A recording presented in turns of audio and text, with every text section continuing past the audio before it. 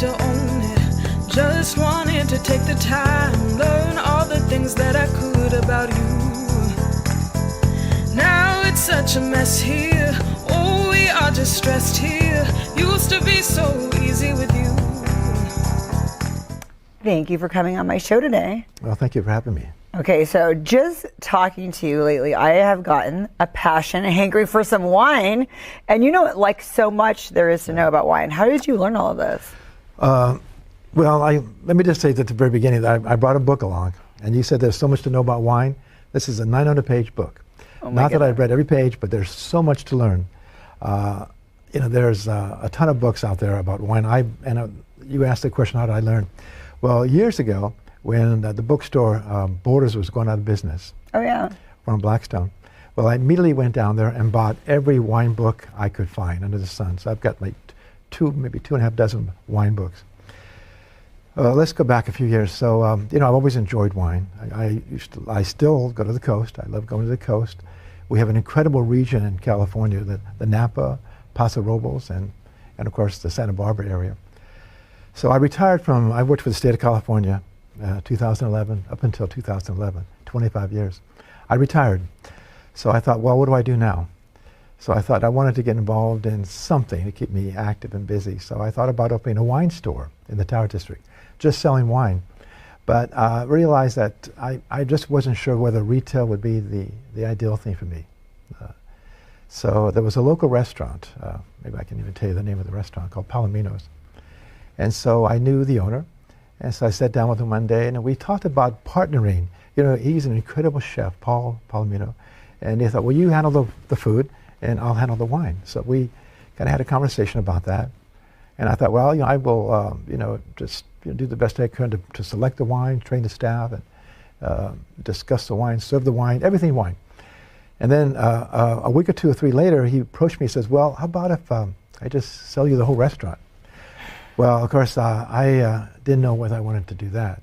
The only experience being retired, oh my gosh. What were you thinking? Yeah, you're right. What was I thinking? That's more than what you were working before. The answer is I wasn't thinking. But to answer that real quick question is that, well, the only experience I really had in working in food services, working at the school cafeteria when I was younger, that was my experience. But I thought I would bring in people that knew the business. So after days and days of thinking about that, I said, well, I think I can do this. I think I can take over the business, the restaurant and the bar and the wine and so forth. So I decided very quickly to hire or contract with a sommelier who's a wine expert, a local wine sommelier. So met with him, had a good discussion with him, had some training with him, and then I wanted to spend while we were constructing the restaurant, as far as the painting and some minor remodeling. Brought the staff in. We selected some staff, and I really wanted to hire staff that knew a little bit about wine. In the food industry, it's really challenging because I have to be honest with you and say that there's not a whole lot of wait staff that really know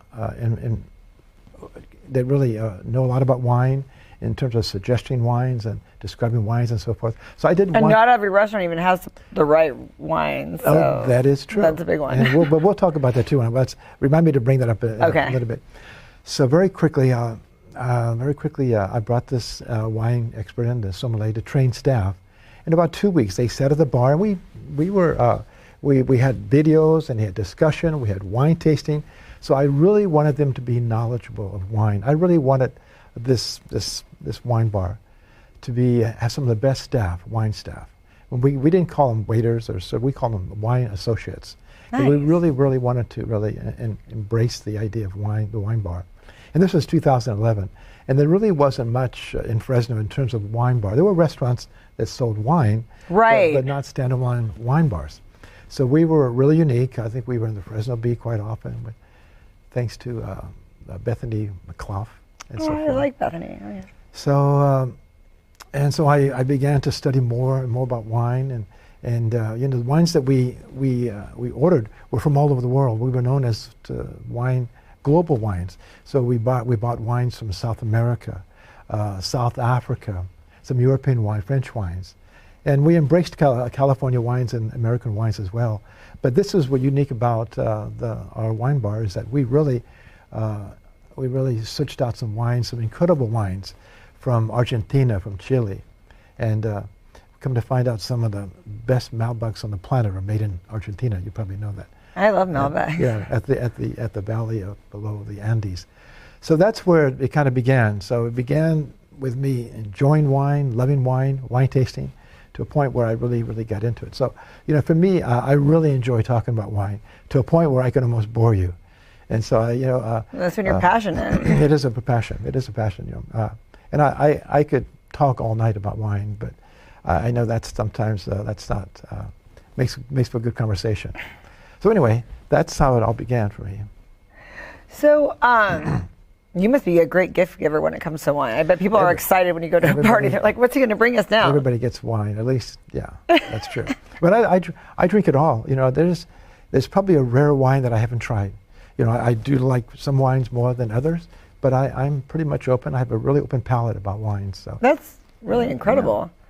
Yeah. And so why does a lot of wine restaurants not carry the right wines? Is that like I imagine it's a cost problem, or? Well, there's what we call the restaurant wines, some pretty common wines, and you know, the average person loves their Cabernets and loves their Chardonnays, and so we try to you know, embrace those restaurant wines. And I don't want to really name. If it would feel uncomfortable telling names. That's fine. But if you go to a restaurant, you'll see some of the very same names on some of the menus and some of the names on other menus, and that's fine. Those are excellent wines.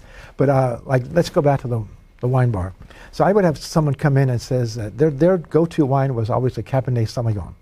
They always wanted. I said, well, no matter where, no matter. Yeah, and I understand. I've been that person because they're very familiar with that wine. I understand. You know, you go with what you know, what you like, and you don't want to step outside that comfort zone.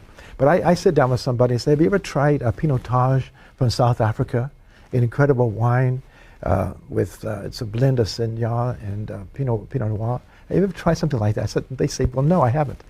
Because it was so unique. So I would give them a little sample of the Pinotage, and they fell in love with it. They said, this is my new wine. So the idea is to have them step outside that comfort zone. So so to answer your question about wines, in a lot of the restaurants they don't want to order, let's say, very unusual or wines, because if they don't sell, then you know, once you buy the bottle, you're stuck. And then if they open the bottle, once you open the bottle, you pretty much got to sell the whole bottle at that to make a profit. Otherwise, it's going to sit on the shelf, and after about even if you pump the air out and refrigerate it, after about 2 or 3 days, once the bottle is popped, the cork is popped, the wine starts to decline, and we do the best we can to salvage it and save it. So it's really an expensive way to go outside their realm and order different wines. Let's say, to take a risk on wines like the South American wines, the South African wines. I would love to see restaurants take that risk and order some of these wines, amazing wines from Australia, New Zealand, and so forth. So. And so what happened to the wine bar that you had in 2011? Well, I realized that I could not continue to work 18 hours a day. You know, I would get a call in the morning, 8 o'clock in the morning. There's a wine delivery. So whatever I'm doing, I have to, you know, I go open the door and do the inventory for the wine and write that big check for the wine, and you know, and so forth. And that was interesting enough, you know. Then I would go out and buy the food that we needed. It wasn't a big restaurant, so didn't have a lot of food delivered. So I would go out and buy bread and buy certain foods and so forth. And then I was also the janitor. So, you know, I would clean up the patio and wash the tables, clean the tables, sweep the floor. And then later on in the day, I was the greeter. When we opened at 5 o'clock, I was there. I was the face of the wine bar. And I was there till very late. And just as I was about ready to leave for the evening, I'd have a friend or two come in. So I would stay. So, you know, I enjoyed what I did. But I was just burning candles on both ends, and I just realized, you know, 18-hour days was something I didn't sign on for. Especially when you're retired. That's what I'm like. Yeah. So you can have a passion for something, but you also have to have. And by the way, in the time that I had the wine, I never went anywhere. My vacations. Believe you. Yeah, there were no vacations. No vacations. My day off was Sunday, and that was just family day or stay home day. So that's probably the best answer I can tell you. It's a hard job. It's a very hard job when you're an employer that, and you know, you're sustaining yourself, but you're not making the huge money that I could hire someone to be there full time and do what I did. By the way, I enjoyed what I did. And I was there when the wine brokers and wine salesmen came in, and we sampled the wines. I was there sampling the wines. I'd be the one ordering the wines. And I know when we first opened, we had a wine broker come in. He was from San Francisco, Vinos Unicos. I can tell you that. And that he brought in 25 wines, and we opened all of them on the bar, and we sampled every one of them. And after he left, I called every friend I could think of to come in and help me finish these wines. 25 wines, yeah. wow. So that was the challenging, but the fun part is to meeting these winemakers and these brokers and people in the industry. And that to me was part of the passion, is to really understanding wines and learning about wines. And I bet a lot of restaurant owners ask you what wines they should get when they know about your passion and know what you do. Do you help people make decisions like that? Well, there's been a handful of people that asked me, called me up and said, I just want to pick your brain about opening restaurants. And it's much more than just the wine. I mean, you can open a wine bar and you can open a retail store, but also when you combine a restaurant with the wine bar, then it's much more challenging. And we had a restaurant with the wine bar. And the challenging part about the food, for example, is almost everything has a shelf life. So if you're making, so if you're buying products for, let's say, sandwiches, let's just take sandwiches, well, then you're buying bread, lettuce, and tomatoes, and so forth, and other things. And there's a shelf life. And, if you don't sell those products, you waste the product. And the challenging thing about wine in those days, and I'll tell you something in a little bit, is that once you open that bottle, you pretty much have to sell the entire bottle. You have to really promote that and sell it. So you will probably get about an average of 4 glasses out of a bottle, and you hope to sell at least 2 or 3 of those. So that's the other challenge. And as I said, you can vacuum the air out, put that in the refrigerator, and hope that it'll keep for a day or 2 or 3. If not, maybe by the 3rd or 4th day you're making sangria, which is also a fun thing to do with wine as well. So now today there's a lot of restaurants that have what they call taps. So it's like a wine keg, basically. A wine keg. That's a new thing that... that would have been great if they had that back then when you had yours. Yeah. Yeah. Because what happens is, I know a little bit about that as well. I can jump ahead very quickly. So I was the wine steward at Lucy's Lounge. I can mention that. So, and they do have taps, wine taps. And so if you look at a wine tap, they're much thinner, a little taller than a keg, but they hold 26 bottles of wine. 26 bottles of wine. So the last glass that you serve from that tap should be as fresh as the first glass. Nice. Because the temperature is always controlled and there's no contact with air. So we can talk about, if you like, what causes a wine to go bad. It's all the air? Well, it's a combination of things. There's a few things that causes wine to go bad. So when you look at a wine keg or a tap, that is an ideal. So there's very little loss in product, because you're not whatever you're selling, whatever comes out of the tap is what you're selling, and it has no contact with air, as I say, or the heat. It's all temperature controlled, and so that is the way to go. That's the future of wine, I believe. But there are so many people who are traditionalists. They want to, and I understand that, by the way. I think I'm very much a traditionalist, and that is, they want to see you bring up out a bottle, they want to see you pop that cork, and they want to see you pour it. That's the tradition. It is beautiful to watch. It is beautiful. And there's 2 schools of thought. It's traditional wine drinkers, and then the progressive wine drinkers. So the traditional wine drinkers clearly would want to order a bottle, and to have the waiter or the waitstaff open the bottle in front of them, and to hear that and to see that cork pop, so they know that the wine in the bottle is fresh. And they're going to get 4 glasses, and when that's gone, maybe they'll order another one. But the progressive is it's a little more modern way thinking of it's more forward thinking, modern thinking about wine service. So that's the differences. It's just whether. But by the way, I would actually be the person to talk to people about the wine keg and why that was very much more important to something to think about. I wanted them to know that when the wine was in the keg, it was very well controlled temperature-wise. It never got warm, and always air controlled. The air never got to the wine. So those are things I had to really convince people. And once I did, and I think I won them over. I think that was the important thing, is just discuss the benefits of that. So what's the deal about, some people are really about cold wine and warm wine, and what's the big deal on that? Like some people even want their reds chilled, some people don't. Where do you stand on all of that? Well, I will say this. This is the time I can tell you that wine drinking is it's very selective. In other words, there's some wines that you love, that's wines that I may not like, and so forth and so on. We have so individual palates. Our palates are so unique. And that can be said about temperature as well. I like my wines chilled. I would say, if you were to Google what temperature to keep wine, it really fluctuates in books, various books, internet, and so forth. So anywhere between 62 and 68 degrees to be stored. I like my wine chilled, probably about the mid-60s. Some people like their wines put in an ice bucket just to cool it down. So I've seen that before.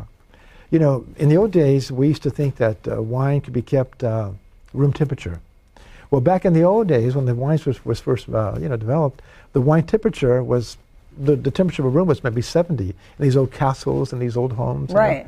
70, but someone like living in Fresno or the valley here, I really would not recommend leaving your wine out because it does get very very hot in the valley. And unless you have your air conditioner running, 24/7, keeping the temperature below 70, then I would say, leave it out. But most people don't do that. It just fluctuates. Wine starts to decline at about mid-70s, high 70s. And that's even when it's in the bottle unopened. Yeah, even if it's sitting out in the open, and you might even see that. I know I went to a wine store about a year ago, and I saw the wine for sale. The wine was right by the window, right in the sun on it. And I had to tell the person. It wasn't my business to tell them. I said, the sun, the heat, the light is not good for the wine. But she was just there selling wine. She didn't. Of course. So that's to illustrate to say that wine is very delicate. It does decline at the high 70s and close to the 80s. If it gets hot enough, you'll even see some corks pop. That's interesting about that. Oh, I have seen that. I was like, oh my goodness. So I think anywhere between 62 to be served, 62 to 68. Now also, if you Google, let's say the wine fridge, if you've got your wine in the wine fridge, and I've Googled this before, so they recommend 58. So you let it stay at 58, but then you bring it out and leave it out about 10-15 minutes before you want to pop the cork, and let it warm up a little bit. But it's so subjective, So whatever temperature you might like might be a little warm for me. It might be a little cold for me. So you have to really find your palate, and that's to be said about whites and reds, by the way. So if someone wanted to pick your brain and if they're having a wedding or they are opening a bar, where can we get a hold of you? Do you have a Facebook that people can? Yeah, I'm not in the business of being a wine consultant, but hey. Clearly I'm on Facebook, yeah. and I enjoy, I mentioned earlier, I enjoy talking about wine, so I could make suggestions and some common wines that people might like. I would suggest selecting 2 or 3 wines. My go-to wine is, in summertime, I love a good rosé. I love a good French rosé and a Portugal rosé. They're very light, very fruity, and I drink a lot of Chardonnays in the summer. And the winter, of course, I drink a few more reds than I do the sparkling wines. But so, what's one of your favorite reds?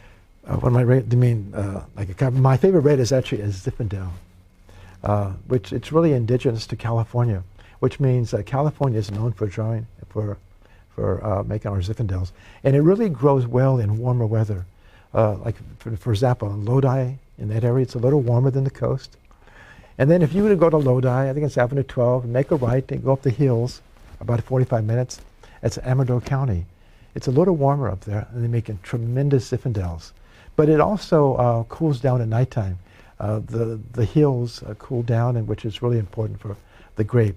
The grapes love to bask in the sun, like us all, but they also love to be cooled down at nighttime. That's what's really unique about some of these regions.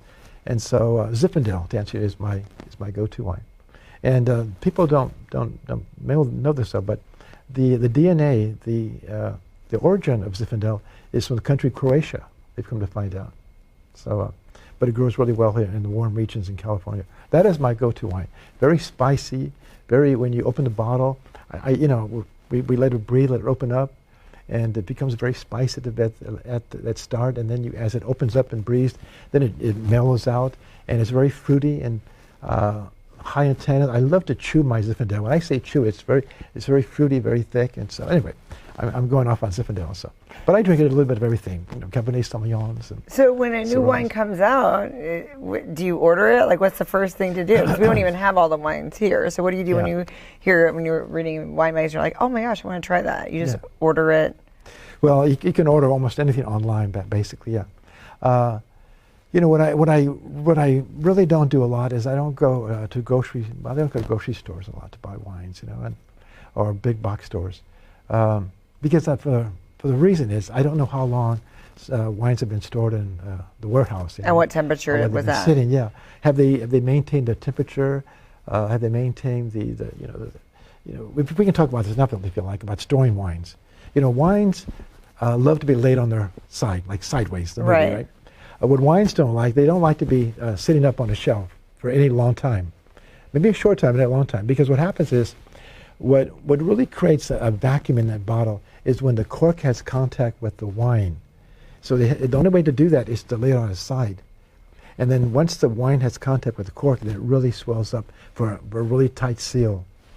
And so that's really important to know. So many times when I look at a wine, I will actually feel the cork. If the cork feels spongy, then I feel something has gone bad with this wine. I'm not sure if you've tried that one day. But just get in there and feel the cork. It's got to be rock hard, so you know that cork is really sealed tightly. So it's really important. And another thing wine doesn't like, it doesn't like to be standing up. What it doesn't like is the heat. We talked about that. It hates the heat. So what it does love is these dark, dank, damp areas like that. We have like these wine cellars. They love it nice and cool below the earth, and they love it to be cooled down. What else? And you do wine classes here and there? People can get on. I'm going to follow you on Facebook to see what you're up to. Because we're going to do a wine class tomorrow at the. I'm excited about it, but for the masses that are watching that want to pick your brain, everyone needs to follow you on Facebook, and then you'll give suggestions. I would love to. Yeah. Of course, what I like to do is find out what your palate is. What do you like? Let's discover what you like, because I know what I like, but what do you like? And then what I would also like to do is try different other wines with you. Let's say, like for example, what do you like to drink? I do like the Malbec. Is actually my favorite. Okay. Yes. Well, I mentioned earlier that some of the best Malbecs on the planet are made in Argentina. It is a French grape, but what they happened years ago, they brought the French over to Argentina to teach them how to make Malbecs. It's very deep and plummy, and it's actually, the nickname is, it's a black, they call it the black wine because they're so dark in color, but so rich in flavor. And I do drink a lot of Malbec, especially from Argentina, yes. Well, thank you so much for coming on my show today. I could talk to you about wine all day too. We could talk, this could be a 4-hour show. For real, especially, and I'd love to know about like what's the good, like cheaper wines to get to, because I know that sometimes some of the best ones are cheaper. Well, tomorrow in our wine class, I'm going to talk to you about what makes a good wine? What makes a wine good? What elements in the wine to look for? And what I found out years ago, you don't have to spend a lot of money for a good wine. One of the wines I discovered was a Spanish Tempranillo, and it was only $4 a bottle. But it had all the elements I was looking for in a wine that made it a good wine. So what's that one called? Well, at the time, I forget, it was so long ago, I forget the name of the wine, but the wine itself was a Tempranillo, it was a Spanish grape. Oh my goodness. Oh, this is so interesting. Thank you so much for coming on my show today. And we're going to keep up with everything you're doing and all your endeavors. Okay. Well, thank you for having me.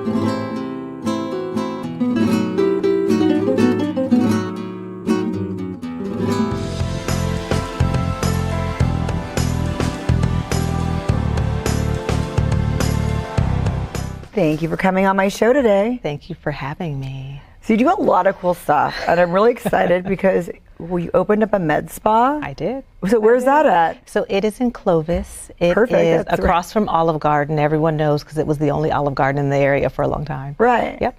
So that's where we're located, off of Shaw Avenue in Clovis. Okay, so what do you guys do there?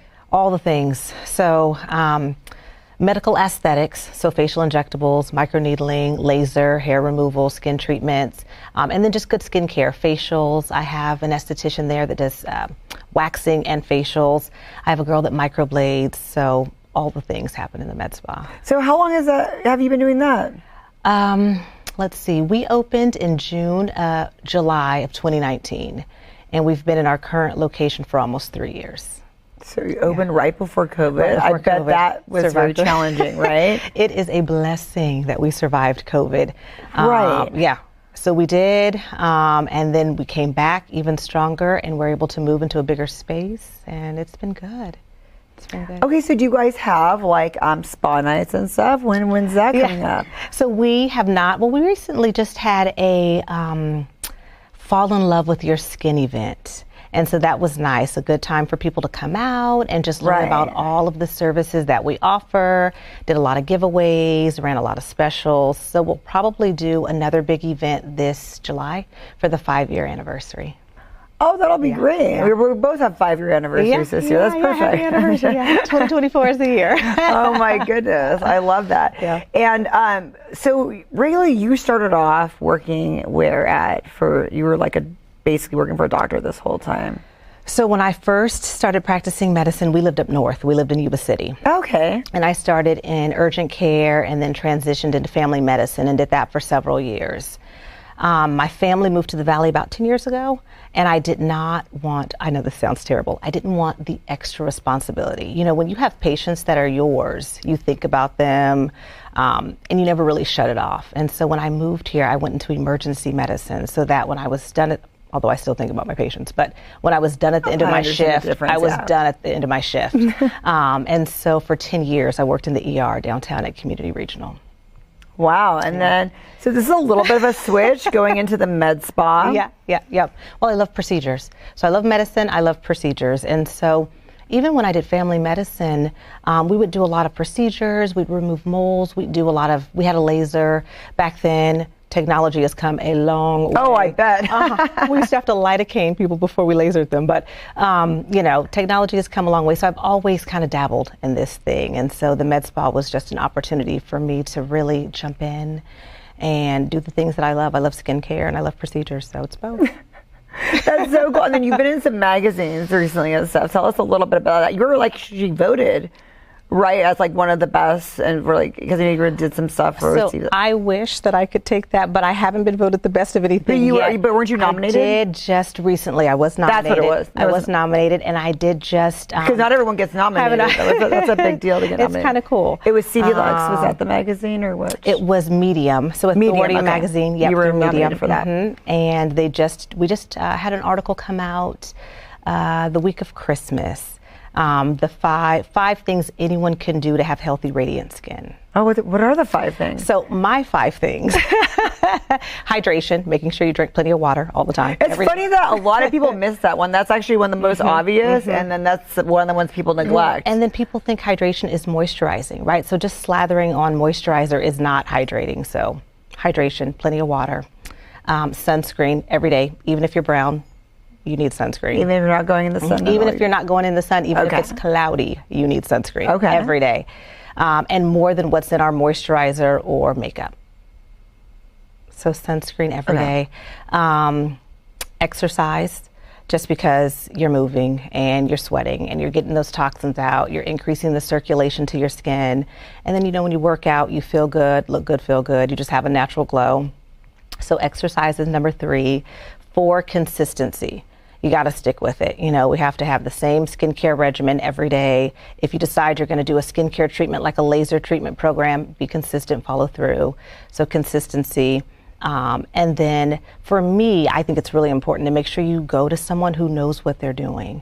You cannot go to an esthetician or a skincare specialist that isn't experienced or maybe has the qualification or the certification but hasn't been doing it. So make sure you go to someone who knows what they're doing but knows how to take care of your skin, because all skin's different. And that is a big one too. All skin's different. Yeah, which is what motivated me to open my spa, because I wanted to make sure that when people come into C'est La Rejuvenation, everything that we do is safe for all skin. There's nothing that we offer that I can't do for any skin tone. So what's the story that you have that's kind of rewarding? Because I know, like, now you've done all this kind of medicine, so I imagine, like, now you get to see some of the reward. What have you seen? What's a good story you could tell us about? In terms of the med spa and just the work that I do? Yeah, or like anyone's personal story. Or I would have to say, there's a misconception or a stereotype that aesthetics is all, it's vanity, it's not real medicine. But for me, it has been really rewarding to see mostly women take time for ourselves, to come in there and address things that maybe have caused some insecurities, or they're just noticing changes as we get a little bit older, but taking that time for themselves. And it never fails. When people are laying there and having a service done, they're always like, I'm so glad that I came in, or just the look of happiness on their faces when they see the changes. And it doesn't have to be drastic. It's usually very subtle. I specialize in natural looking aesthetics, so nobody looks overdone.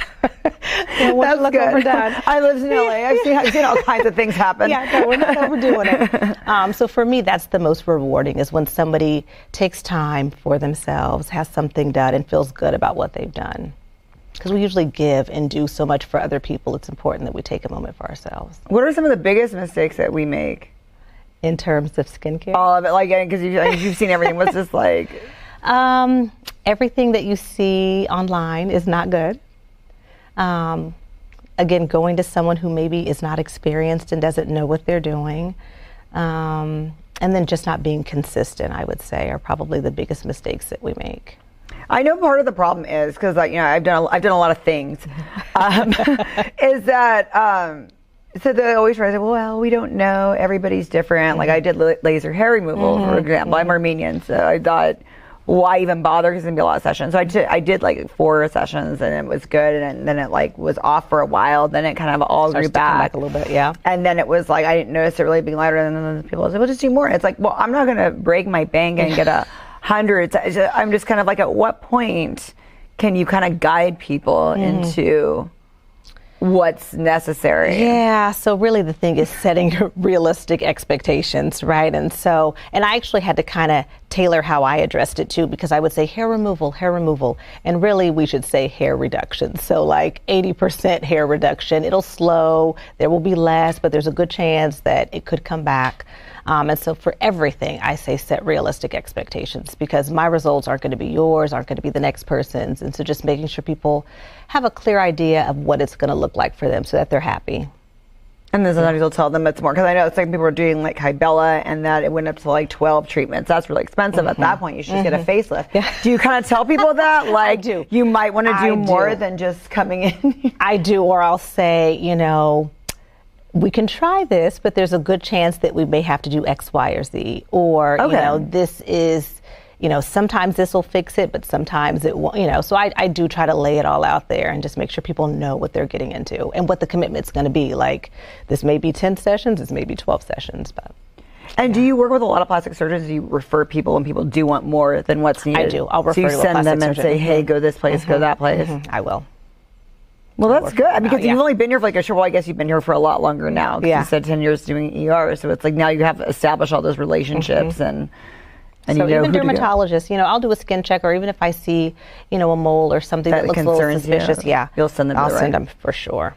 For sure. Do we go a lot undetected with skin cancer that we don't know about? Have you come across that? I've seen a few, especially with the laser hair removal, because people are exposing more skin. So those are things you tell people to be careful on. Yep. Or I'll say, hey, how long has that been there? Have you had it checked out? And send them where they need to go. Well, you just got everything. So the next thing will be in July. Where can we follow and see? Or what are Instagram, Facebook? Where do we follow you to find out everything happening? So Instagram. So it's at selah.rejuve, SELAH.rejuve. And then you will let us know everything. And then when you guys run specials. Yep. For sure. Running a special right now on laser hair removal. Oh, I brought that up. That's funny that I bring that. Okay, so what's the special right now? So 24% off all of our 6-session packages on laser hair removal, all the areas. So everyone should get at least like 6 sessions. Yeah, oh yeah, for sure. For that or for most things? For laser. For laser, yeah. Yeah, everything else usually I tell people 3 to 4 to start, and then you can kind of gauge the changes in your skin and decide if you need more or less or how often, but 6 sessions to start for laser. For so where can we vote for you to win for the next magazine? We'll have to see when the next best of is coming out. I'll have to keep my But I think it's cool that you your name's out there and everybody's. No, it is. I mean, it takes a long time. Especially for Clovis, because we have a lot of things in Fresno, and then it's really nice that you brought that was the there. thing, to be in Clovis, because that's where I live. That's my community. But word of mouth is huge. I always say, when something good happens, you tell one person, but if something bad happens, you tell 3 or 4. That right? is very true. That's yep. So word of mouth is huge, and we've been so blessed with just having loyal and happy customers or clients, patients that tell a friend, 2 friends, a relative, and so it's kept me going. I love that. And so, do you do Kybella? I know I mentioned that. What are some of the other things that you do? Is it, you said laser, Michael? All the facial injectables, so dermal filler, Botox, or wrinkle relaxers. There's a couple brands we carry. Laser vein treatments, laser hair removal, laser genesis, which is the skin resurfacing treatment, microneedling, and then all of the skincare, facials, waxing. And then you also, I bet, do you like the gift certificates for all the events and all the Valentine's Days around the corner? So people can come in and get. That's a great. People always ask us the best gift to give. It is the gift at a med spa. I mean, someone just told me that today. Someone was so excited. Her husband got her a gift card for Christmas, and she was so excited. Do you do lip injectables as well? You said all facial, so you're just big. Okay. Yeah. Well, that is awesome. Okay, so we're all going to follow you. Instagram's where we go to follow all the... Selah.rejuve. Do you tell us in advance a lot? So if you guys do have a special in February for will you let us know? Because if people get Botox, but they know they should wait a month and then get it, do you kind of let us know, March is going to be the month for this? I don't. We're not very good about that, about letting you know it. That's probably really good marketing advice. Usually it's right as it's starting, but it will run for the month, so there's plenty of time. Okay. And even if you don't do it that month, if you go ahead and purchase and schedule, okay, so that works. That'll work for me. I don't mind that I can use it for. Okay, well that's good to know. Yep. Yeah. Oh my gosh, that's so cool. We want you. Thank you so much for coming on my show today. Thank you for having me. I appreciate it. So next time, when I come in there, though, maybe we'll just live stream and be getting figure out what you want to inject. That would be fun.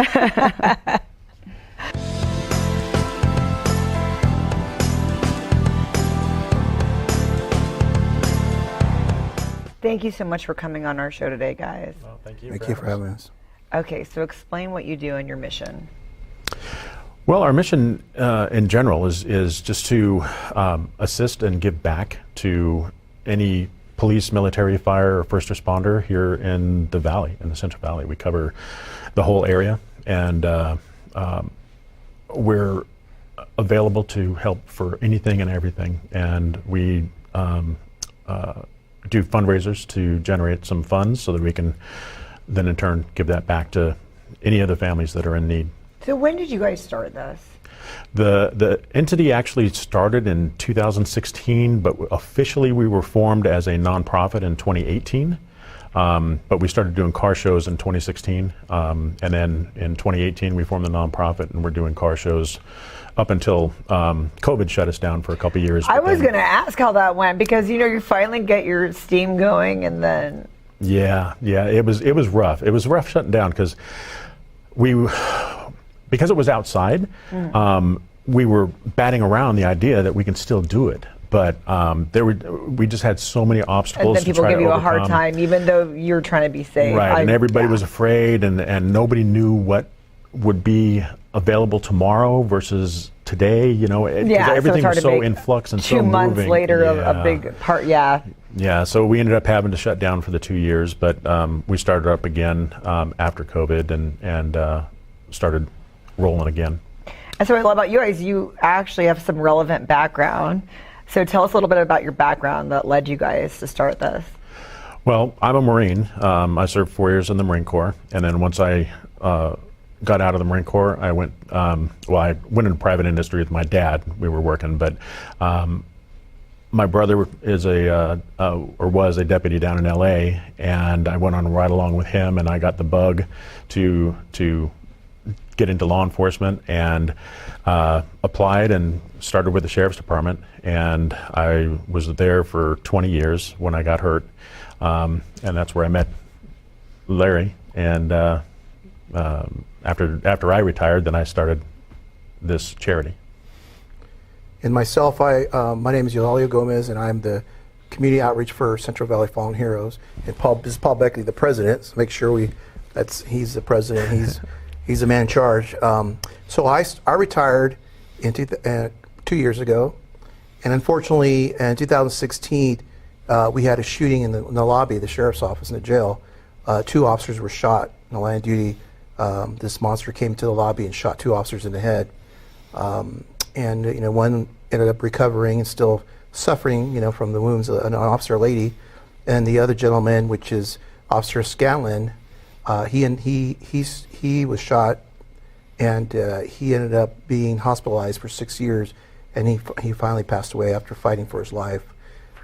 So my personal desire to help came from the involvement with his family, and seeing the pain, seeing the stress of all his family members, his mother, and I think people don't really see the big picture. A lot of public members don't see. They see an officer injured. It could be an injured. It could be hopefully not a death. It just doesn't stop there. It continues. The pain continues. Holidays come and they're not there. Birthdays come and they're not there. And especially with the young families where you have young children, suddenly the father's not there. Suddenly the mother's not there. And did you know these guys before? Yes, they're my coworkers. They were at the time? Yes. Okay. So I was really close So to you them. knew before. You knew all their families kind of before that. Wow. One of the officers, when he had died, she's from Sanger. I knew them then. And it's Officer Scanlon and I worked in the same gang unit. We worked in a gang unit in the jail. So we were in the same office. I was there with them shooting. So that really, hard to, I hate to say it, but that pain caused my desire to help people, to help these families. And I've been dedicated to that family ever since, for 6-7 years, even today, because I know what they experience.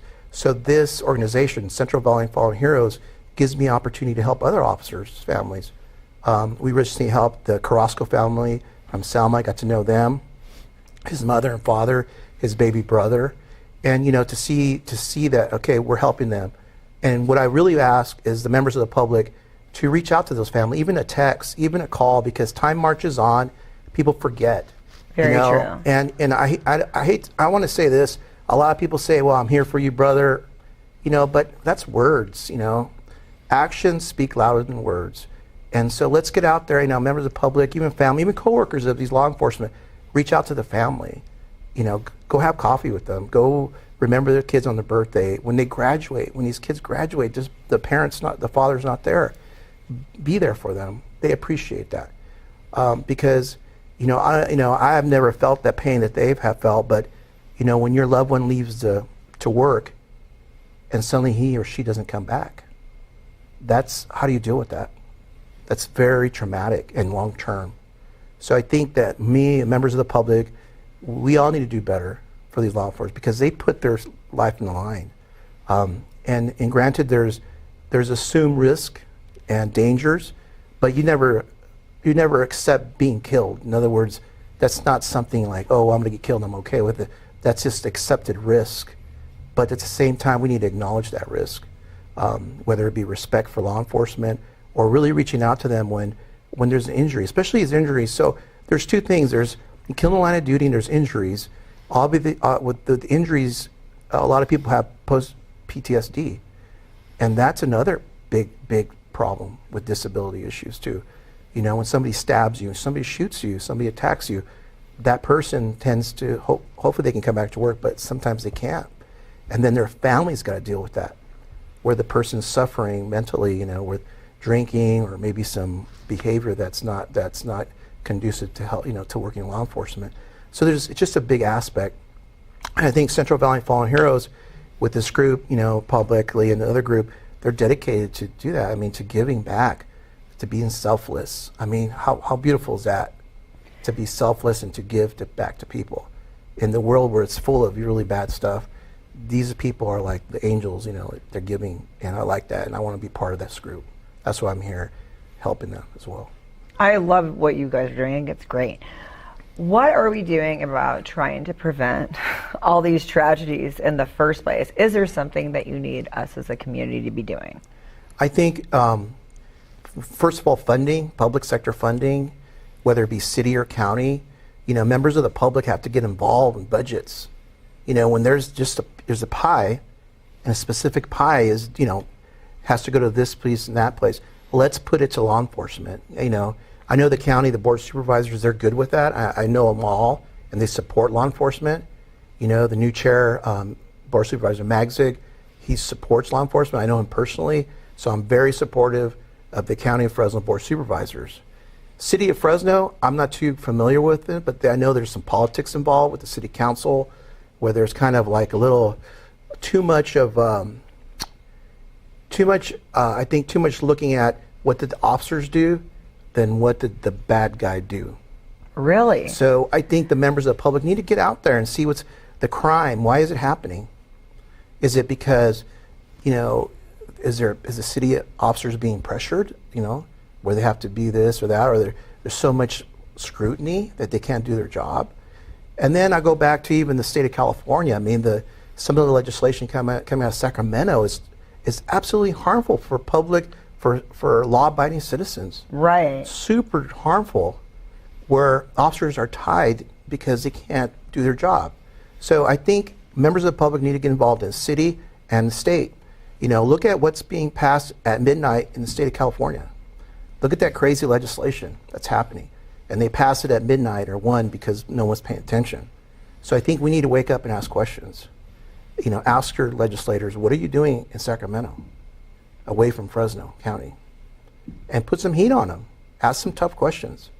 And at the end of the day, I think it starts with Sacramento legislation. We need to support our law enforcement with budgets, with money, because there's a really problem hiring people, law enforcement, because it's money and the benefits. Those are issues that are concerning to people. And then also, too, the scrutiny that's out there against them, against all law enforcement. And so people need to understand there's like a component of law enforcement is, police, deputies, correctional officers in the jail. A lot of people don't know there's like 450 correctional officers in the jail. That jail never stops.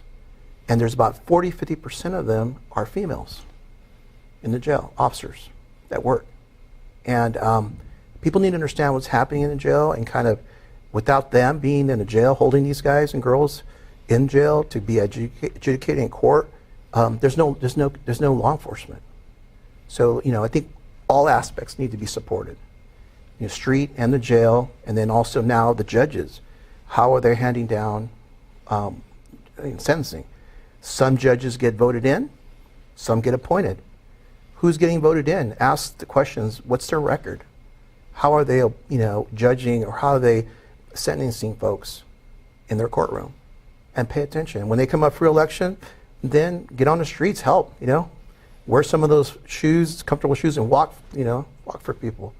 So it's so much stuff to do. So what changed after this particular shooting with the 2 officers happened? So with this very important issue, and thanks for asking, the issue with the jail at the time was they weren't allowed to be armed in the lobbies, anybody, the correctional, because, and thanks for asking again, because this is really important, because they're not peace officers. In the state of California, peace officers, like deputies and police, obviously can carry. Corrections are not peace officers, so they can't carry per penal code. The penal code states you can't. So when I created an association, Fresno County Public Safety, so I fought to give them peace officer status. Okay? And I got a lot of pushback. And I got a pushback by a group that wears a badge, the Fresno Deputy Association. Okay? They didn't want us to have peace officer status because we would be called detention deputies or a deputy. They wanted to be the only deputies in the county of Fresno. That's the dirty of it. Okay? And that's the truth, because I was there and I was told to me personally amongst 8 other officers. So there's still a fight with that. And I think they need to have peace officer status. Those 450 officers need to have peace officer. So there's nobody there with a gun? Yes, we do have guns now in the lobby. It's we have. And we didn't back then. Correct. Now we have the windows. What do we call it? Bulletproof. Yeah, bullet resistant. Glass. So that all just, I mean, that wasn't even then. That just changed in this past just few years. Yes. Wow. So we should be. Yes. Yeah, those people should have been a peace officer when I started 30 years ago. We're the biggest law enforcement group with the corrections that do not have peace officer status in the state of California. Why? Once again, the unwritten rule is you go to the local deputy association, and if they say okay, legislators will approve it. So on Van Ness, just down the road from here, there's a group that's their core, not all the deputies, a lot of the deputies that I've talked to support correctional officers being peace officers. A lot of them, and I'm talking a lot. It's the leadership, the 3 or 4 or 5 leaders who do not want to support that. And you have to ask why. Well, because they don't want the name change. They don't want And here or in Sacramento? Fresno. The 5 leaders. Yeah, right here. Just down the road. And some of them actually started working in the jail. Right. And they're the ones that are typically kind of more on our side with this because they've seen what we've gone through. And really, it just opens the avenue up for more protection of the correctional staff is if they are sworn peace officers, there's more punishment, there's no more penalties. Otherwise, if something happens to a correctional officer, it's just like it's an attack on another civilian because they don't classify them as peace officers. But if they get attacked as a peace officer, then there's more penalty, there's more charges. And this is a tragic thing about this whole thing. If Scanlon was a peace officer, okay, if Scanlon was a peace officer, we were at the time, he unfortunately passed away 6 years, his children would go to state college for free. Wow. His family received millions of dollars. Okay? They didn't get that because people were greedy and had egos and their heart is not in it. And these are people that wear badges who call you brother. Okay? That's the truth. Another officer that passed away was from COVID. His name officer, it was an officer passed away 2 years ago. If he would have had peace officer status, his family, I talked to his youngest daughter, Maddie, and she would have went to college for free. And they would have got help. And he was basically a single father with several kids. So it's not only about safety, it's about benefits. So why is it a correctional officer's family not getting that benefit and a deputy's family is getting a benefit? Why is that? And is that doing the same work? Is that what you guys are kind of really a mission, part of your mission? That's been mine kind of down the road. Okay. I like this. This is way more than I even do, so I like this. Well, thanks for your question. Just 6 months. When was the Washington D.C. Memorial? It was every year they have a national law enforcement where they memorialize officers killed in the line of duty in the United States. So every year they go to Washington D.C. The Central Valley Fallen Heroes, we helped the family, the wife, Tepa, and the daughters to go. I joined them. Sheriff Zanoni picked me to escort the family. Central Valley Fallen Heroes helped them get there. Yeah, we donated to the family to help them pay for the expenses to travel to Washington, the hotel, the food, things like that. So that was our way of giving back because they don't have those types of benefits that they would have had. That is absolutely crazy. It's like, especially when you die at work, So another thing too is, like he had said, if an officer gets assaulted by an inmate, it's assault on a peace officer, which is there's more years of prison time possibly. Okay, that's one. And it could prevent an assault. Correct. Because people weigh the good and bad. Even criminals. They know what they can get away with. They do, right? And they know the law. So a lot better than us. If they know they're subject to 2 to 5 years in prison versus a 6-month jail term, they know it's a slap on the wrist. Correct. Some real time. And so another thing too is disability benefits. Let's say an officer gets injured, especially with COVID. with this bad, people, a lot of them, like I know I got COVID 3 times. I think the whole jail, correctional staff are the first ones that got it. COVID was rampant in the jail.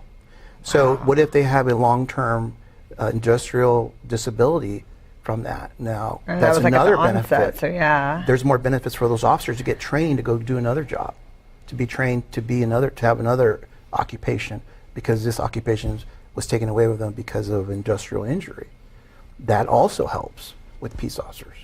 And because, I mean, speaking of, I know that there's been job vacancies at the jail in overtime, and the officers have to work 16-hour shifts day in, day out. So if you give them peace officer status and make that position peace officer status, it creates maybe a better interest with possible candidates, especially new people. Right. So it's also for retention, to keep you. Like, okay, I'm a peace officer, I'm gonna stay here, or for hiring. So it's a win-win for the county of Fresno and for the members of the public of the county, because the officer has a gun on them.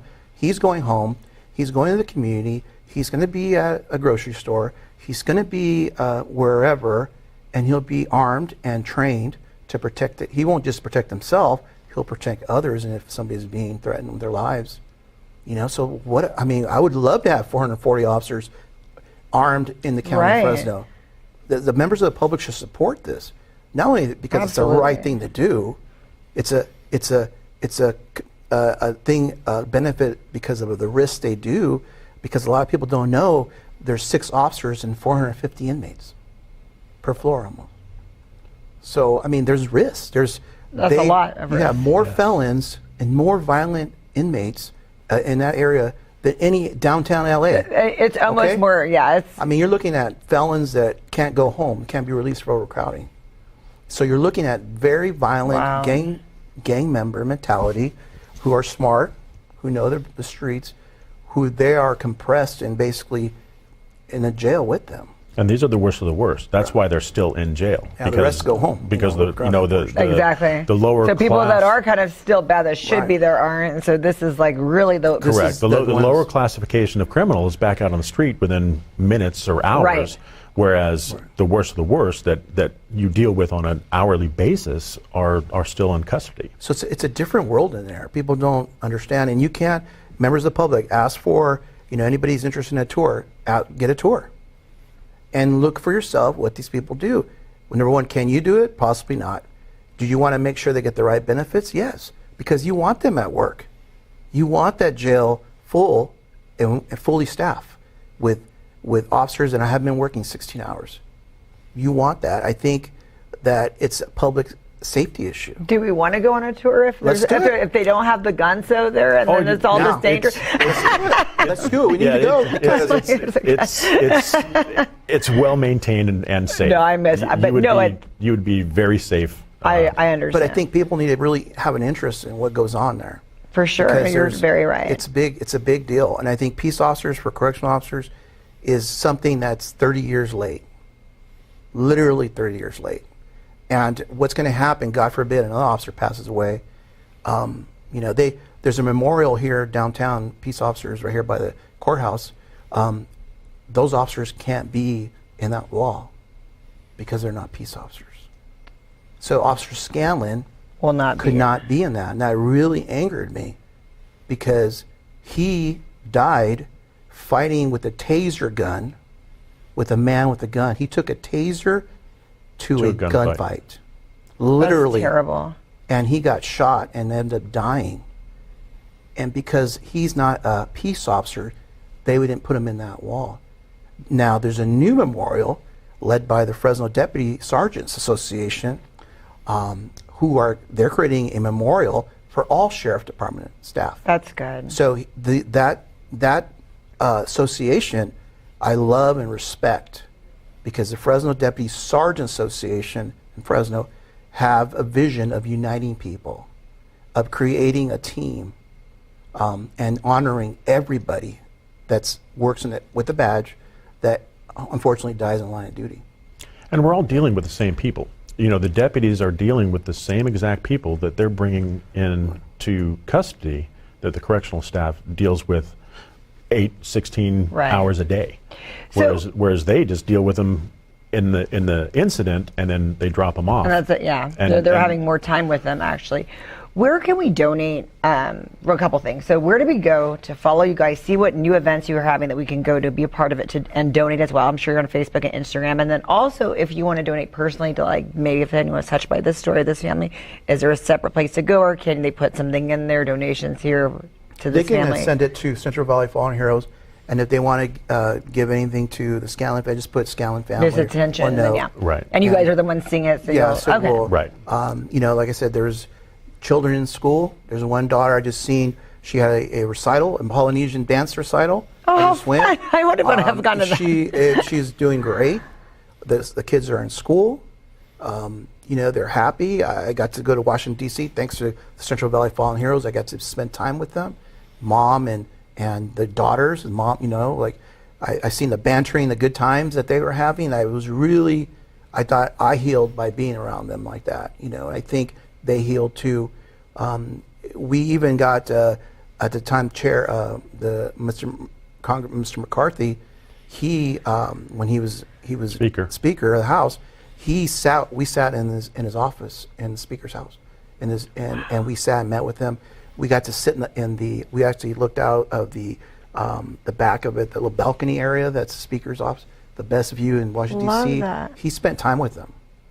Speaker That's spent. so awesome. And I respect that, Right. Regardless of the criticisms, that you show respect to my loved ones, then you have my respect. And I think that's what we lost. People, there's a human in that body.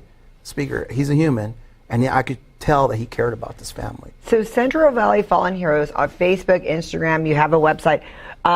But you guys are active about saying, hey, this is our next event that we're going to have. Come and donate. Come hang out. What is the next event that we have? The next event's going to be St. Patrick's Day. St. Patty's Day. Fun. Full circle. There's going to be a boxing match there in the afternoon. I'm going to be in there. Yes. I'm actually in it. Yes, thank you. Hopefully one of these days you box too. Oh, no. So it's going to be at Full Circle, St. Patty's Day in the afternoon. It's a great time to go. It will be in the afternoon, so you get you home early so you can go to work the next day. It's going to be law enforcement boxing. It's going to go all to Central Valley Fallen Heroes, which this money will go and help, hopefully not for a while, never, but to an officer's family who's killed in the line of duty in Central Valley.